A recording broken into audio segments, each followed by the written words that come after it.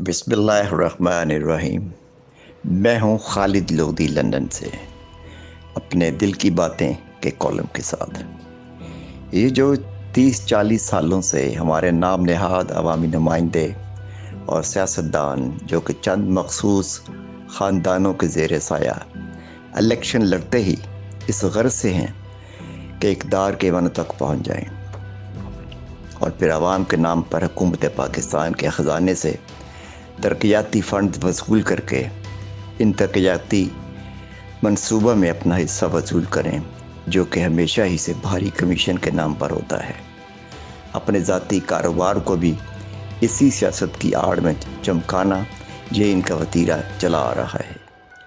पाकिस्तानी सियासत में ये सिलसिला चल रहा है और अभी तक चलता आ रहा है, लेकिन गुज़श्ता 3.5 सालों में ये सिलसिला ज़रा थम सा गया था, जिसकी कीमत ख़ुद इमरान ख़ान को इस तरह अदा करनी पड़ी कि पीटीआई के कई मेंबरान असम्बली लोटे होकर अपनी वफ़ादारियाँ बदल गए, गैर मुल्की साजिश का आलाकार बने और फिर इम्पोर्टेड हुकूमत के लिए सहूलतकार बन गए।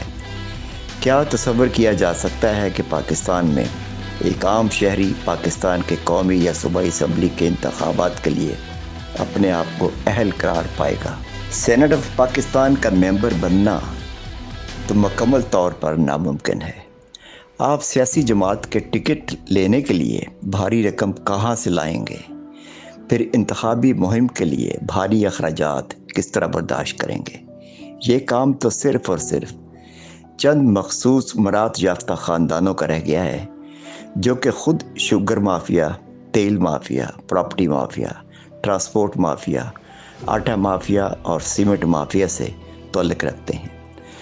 गुज़श्ता 3.5 साल इमरान ख़ान के दौरे हुकूमत की वजह से ये माफियाज एक तो बुरी तरह बेनकाब हुए हैं और दूसरा अब नौजवानों में आगाही आ चुकी है कि पाकिस्तानी सियासत में मोरूसी सियासत को अब ख़त्म होना चाहिए।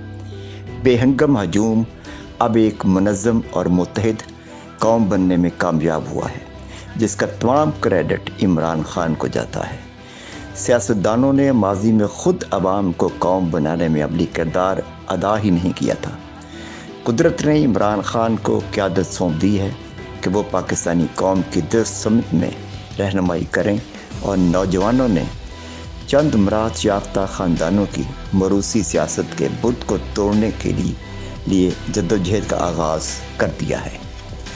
इस वक्त असल सूरत हाल ये है कि house of Sharif, house of Zardari, Maulana Fazal Rahman group और चौधरी बरादरान के अलावा वडेरे, जागीरदार और बड़े बड़े कारोबारी ख़ानदान अपना डूबता हुआ अरूज देख रहे हैं। आम लोगों में इनकी असल हकीकत खुलकर सामने आ चुकी है कि ये सब करप्ट और कौमी ख़जाना लूटने वाले मुल्क दुश्मन हैं। तभी तो ये सब मिलकर यकजा हो गए हैं। इनकी करप्शन और लूट मार मुकम्मल तौर पर आया है, लेकिन ये भी अवाम देख रहे हैं कि कौमी इदारे किस तरह इनके लिए ढाल बने हुए हैं। अवाम तो हो चुके अब इमरान ख़ान के, कौमी इदारों को अब ये हकीकत तस्लीम करना होगी। इमरान ख़ान सियासी हकीकत हैं और करप्शन का कोई धब्बा इनकी ज़ात पर नहीं है।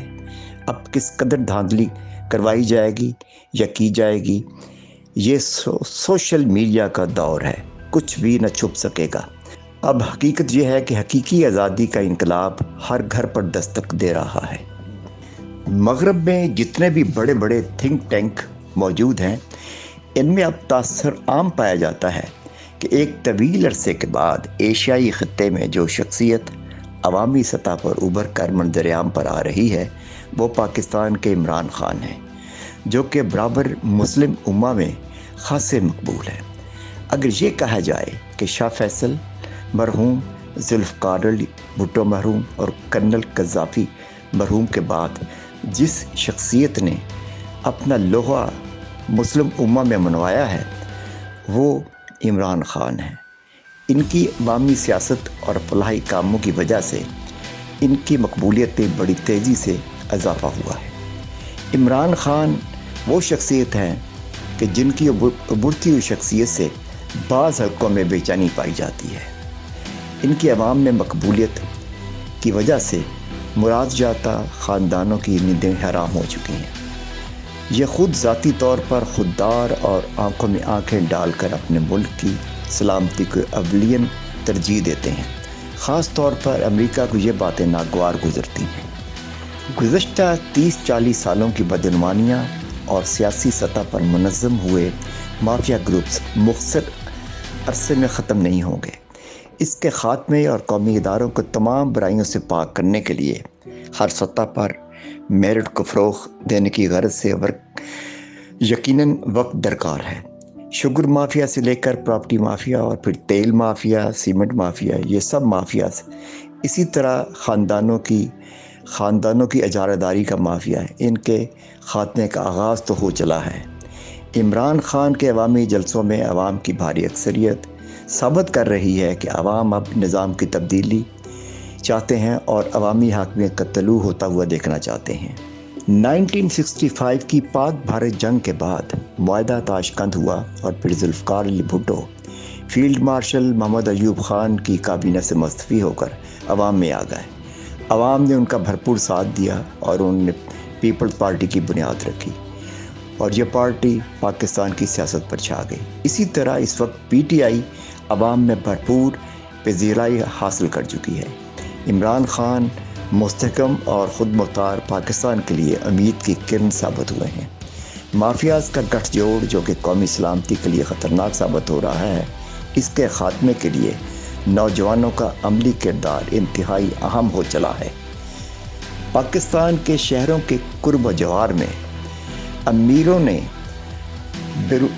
باہر منتقل ہو کر اپنے فارم ہاؤسز اور بڑی بڑی ہاؤسنگ سوسائٹیز کے نام پر سرسبز کھیتوں کو اجاڑا اور وہاں سایہ دار درختوں کا خاتمہ کر دیا ہے۔